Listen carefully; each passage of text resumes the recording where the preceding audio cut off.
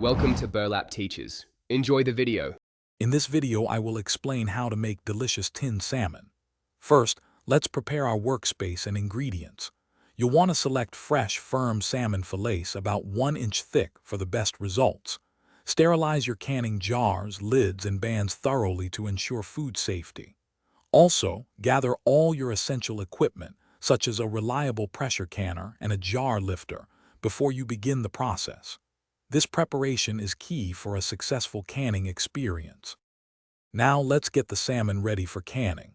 Cut your salmon fillets into pieces that fit snugly into your pint or half-pint jars. Remember to leave 1 inch of headspace at the top of each jar. This is crucial for proper sealing. For enhanced flavor and preservation, add 1/2 teaspoon of canning salt to each pint jar. If using half-pint jars, use 1/4 teaspoon of salt. This step is simple but makes a big difference. The next critical step is pressure canning. Carefully place your filled jars into the pressure canner, making sure the water level is correct. For pint jars, you will process them for 100 minutes at 10 pounds of pressure. It's very important to adjust this pressure setting according to your altitude to ensure the salmon is safely preserved.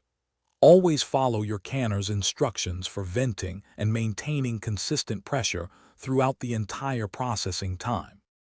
Finally, it's time for cooling and storage. Carefully remove the hot jars from the pressure canner using a jar lifter and place them on a towel to cool undisturbed for 12 to 24 hours. After cooling, check each jar for proper seal. The lid should be concave and not flex when pressed. Any unsealed jars must be refrigerated and consumed promptly.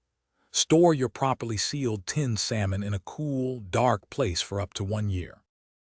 Thanks for watching. Consider subscribing if this video helped you.